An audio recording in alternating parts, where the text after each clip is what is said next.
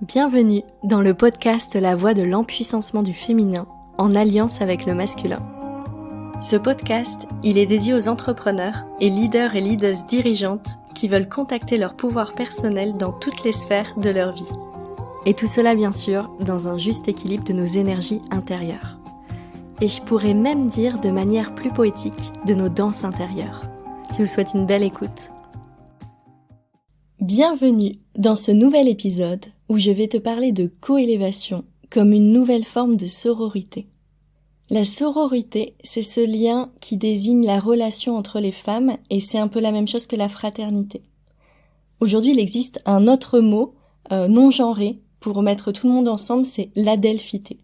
Ici, dans ce podcast, je vais te parler précisément de sororité entre femmes parce que les jeux de pouvoir qui se jouent dans un collectif de femmes, ils sont bel et bien différents des jeux de pouvoir dans un collectif d'hommes. Et avant de commencer, je vais te raconter depuis quel espace je parle. J'ai grandi, surtout dans mon adolescence, dans un univers qui était essentiellement entouré d'hommes.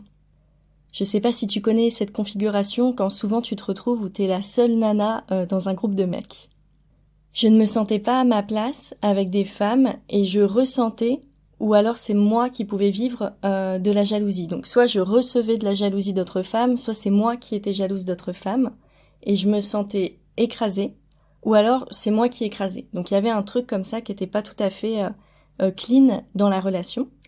Et bien souvent, tous ces jeux-là, ils se jouaient assez inconsciemment. Donc il y avait des choses visibles, et avec le temps, en allant explorer tout ce qui se passait à l'intérieur de moi, bien sûr c'est revenu dans la zone de la conscience. Et je me suis rendu compte qu'il y a beaucoup de femmes qui évoluent dans le milieu du féminin sacré, parce que moi j'ai évolué, je vais te raconter quelques temps dans ce milieu, où on a vécu ce type de situation où, une femme dans un groupe d'hommes. À partir de 2016, j'ai commencé à évoluer dans le milieu du féminin sacré et j'ai moi-même facilité des cercles de femmes pendant plus de 2 ans. Ces espaces, pour moi, ils ont été ultra guérisseurs. J'ai adoré. J'ai retrouvé mon lien de confiance avec les femmes. Dans un cercle, on sort des personnages. On va parler depuis un espace de vulnérabilité. Donc par exemple, tu peux découvrir que la personne à ta gauche qui te semblait tellement pleine de confiance en elle, en fait elle ressent un sentiment profond de solitude et elle se sent rejetée par le groupe. Elle va confier ce qu'il y a à l'intérieur d'elle-même en fait. Et ça permet, et notamment en cercle de femmes, mais ça peut être dans d'autres espaces, de voir la personne qui se cache derrière le masque. Et ça change tout, parce que ça aide à comprendre une personne dans son entièreté. Ou en tout cas, dans son entièreté c'est vaste, mais en tout cas à élargir son angle de vue quand on cherche à se relier à une personne et qu'on essaye de la comprendre. Donc pour moi, les cercles de femmes, ça a été des espaces hyper précieux. Et je continue de temps en temps à participer à des cercles de femmes, j'en facilite plus, mais j'aime bien être dans ces espaces. Et puis parce que dans tout environnement, il y a à la fois la lumière et l'ombre, ça fait partie du vivant, de qui on est, il y a toujours des espaces de lumière et d'ombre. J'ai pu constater aussi dans les mouvements de sororité comme une sorte de nivellement par le bas, et c'est ça dont j'ai envie de te parler aujourd'hui. Je me suis rendu compte qu'on était là pour accueillir nos failles, nos blessures, et que quand il s'agissait de réussite, c'était moins évident, il y avait la compétition qui se mettait en place. Et donc dans ce contexte-là, j'ai pu voir aussi comme du lynchage public, déguisé, mais du lynchage public, pour moi. Pour te donner un exemple concret, c'est des phénomènes où, par exemple, un groupe, tout le monde peut se mettre ensemble contre une personne pour rejoindre une cause, parce que les personnes, elles ont l'impression que c'est légitime, elles vivent un sentiment d'injustice qui a été vécu par le groupe, mais donc il y a un mouvement comme ça qui s'opère où tout le monde se met contre une personne pour, entre guillemets, le bien commun. Et j'ai vu des femmes qui se sentent portées par la cause des sorcières et qui se considèrent, vous connaissez peut-être cette citation, « Nous sommes les petites filles des sorcières qui n'ont pas été brûlées ». Et j'ai vu que ce qui se rejouait dans ces espaces-là, parfois c'était en soi des chasses aux sorcières revisitées, en faisant de la diffamation contre une personne, soit de la diffamation où tout le monde se dresse contre une autre personne. Et ça peut être très insidieux, ça se voit pas, ça peut ne pas être facilement perceptible, c'est pas aussi grossier que ça peut se jouer dans d'autres espaces de la société, mais ça existe. Et moi-même, il y a des espaces où j'ai pu y contribuer sans même m'en rendre compte. Et c'est avec le temps que je mets en lumière mes schémas, en fait, et que je vois avec un angle différent ce qui a pu se passer. Alors, comment c'est possible ? Tout simplement parce que c'est pas parce qu'on a des idéaux que nous, on va pas rejouer nous-mêmes la même pièce de théâtre des mémoires que nous portons. Ici, quand je dis ça, le but c'est pas de dire bouh, c'est pas bien ce que vous faites, c'est pas bien ce que j'ai fait, ouh, c'est nul. Vous voyez, je suis pas dans ce schéma-là, c'est de pouvoir mettre en lumière ce qui se passe à l'intérieur de nous et quel schéma nous-mêmes on reproduit. Parce que c'est souvent simple de critiquer la société et de dire oui, dans la société il y a trop de patriarcat, des jeux de domination, et bien sûr qu'il y a et qu'ils sont présents et que c'est important de dire la situation et de pas être dans le déni. Moi je pense que c'est très important, mais ça nous invite aussi à aller voir en nous-mêmes ce qui se passe à l'intérieur.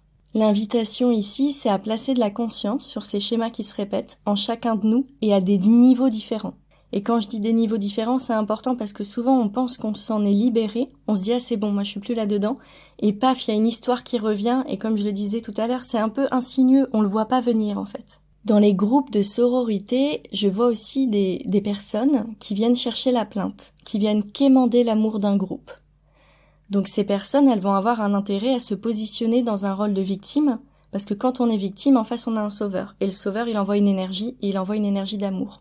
Et à mon sens, il n'y a pas de justesse dans ce type de sororité.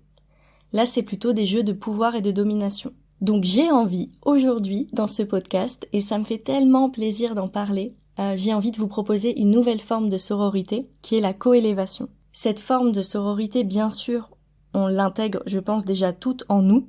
Elle est là, en fait. Et l'idée, à travers ce podcast, c'est d'amener une certaine réflexion et prise de conscience pour qu'elle puisse grandir encore plus à l'intérieur de nous. Que l'on puisse, ensemble, sortir de notre posture de victime pour prendre la pleine responsabilité de tout ce qu'il se joue.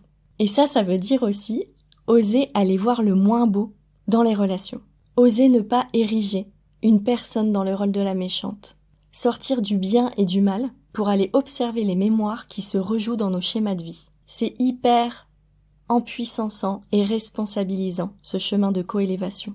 Ce dont je rêve, ce sont des relations de sororité conscientes, où les conflits sont accueillis comme des opportunités de croissance individuelle, mais aussi pour le groupe et pour la société tout entière. Qu'on puisse incarner à l'intérieur de nous le modèle de société que l'on souhaite voir se déployer. La coélévation, c'est aussi s'autoriser les unes et les autres à être à notre place. Incarner nos messages, même si on a l'impression parfois de porter des messages qui sont différents et qui vont pas être entendus par le groupe. La coélévation, ce n'est pas ne plus être jalouse, ne plus vouloir se sentir supérieur à l'autre, ne plus se positionner en victime. La coélévation, c'est lorsque ces schémas se mettent en place, être capable de les observer et prendre de la distance pour agir autrement. Pourquoi je dis ça ? Parce que si je ne veux plus être jalouse, ne plus me sentir supérieure à l'autre, etc., je vais rejeter une partie de moi qui fonctionne encore comme ça. Et quand je rejette cette partie de moi, je vais l'étouffer, et à un moment elle va exploser parce qu'elle est toujours en moi. Et quand on voit ces sentiments-là qui sont là à l'intérieur de nous, pour moi le plus important c'est d'aller les visiter, de dialoguer avec ces parts à l'intérieur de nous, et de leur envoyer des messages d'amour, plutôt que de les rejeter. Parce que sinon c'est comme si on refaisait une chasse aux sorcières à l'intérieur de nous, mais avec nos propres personnages intérieurs. Et moi, mon rêve, ce serait qu'on puisse réunifier tous nos personnages intérieurs pour qu'ils se sentent entendus et aimés. Et à ce sujet, au sein des Terres d'Alma, il y a un atelier qui est proposé, qui permet de dialoguer avec ces personnages intérieurs. Donc si tu as envie de le mettre en place, tu as des outils au sein des Terres d'Alma. Et j'ai très envie qu'on chemine ensemble vers la coélévation. Qu'on soit heureuse des réussites des autres et pas uniquement être là en réconfort des traumas et des blessures, mais vraiment heureuse de ce qui se passe pour l'autre. Qu'on puisse ressentir profondément que quand l'autre grandit à nos côtés, ou quand on voit la personne grandir, on sent qu'il y a une flamme intérieure qui s'élève à l'intérieur de nous. Et je t'avoue que je suis accompagnée sur ces sujets et je les observe très fréquemment, parce que j'aime bien placer des points de conscience pour regarder ce qui se joue à l'intérieur de moi. Et je vois quand j'ai des comportements de sororité bas étage. C'est moi qui l'appelle comme ça pour moi. Et je suis tellement reconnaissante quand je m'observe m'en libérer un peu plus chaque jour. Je me sens encore plus femme. Je m'honore et je tombe, dit comme ça peut paraître étrange, mais je tombe en amour pour moi.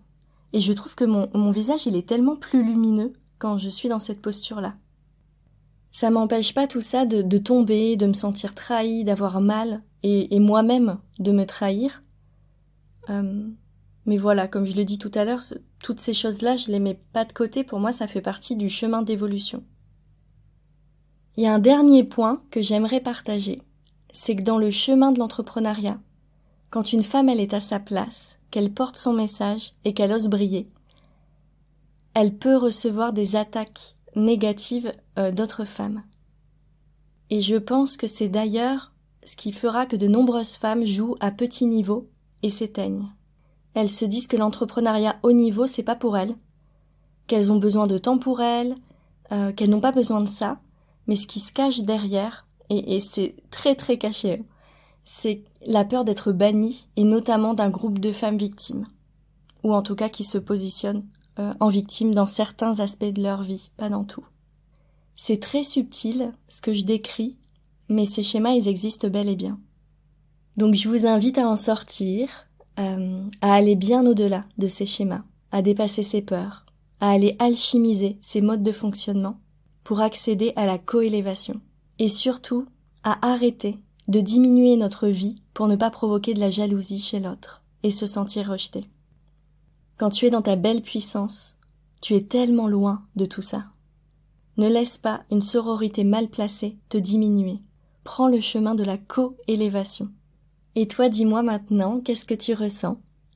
Est-ce que ce chemin de coélévation, il te parle? Comment est-ce que tu as envie de t'engager envers toi-même dans ce processus? Si tu as envie de vivre une coélévation forte dans une aventure entrepreneuriale et humaine, je t'invite à rejoindre le mastermind Badass Entrepreneuse. Je te mets le lien en barre d'informations. Merci pour ta présence sur ce podcast. C'est un sujet qui me tient à cœur et je trouve ça chouette de pouvoir en parler dans un cadre où je me sens en confiance. C'était beau pour moi de partager ces informations de coélévation dans ce podcast. Merci et à bientôt.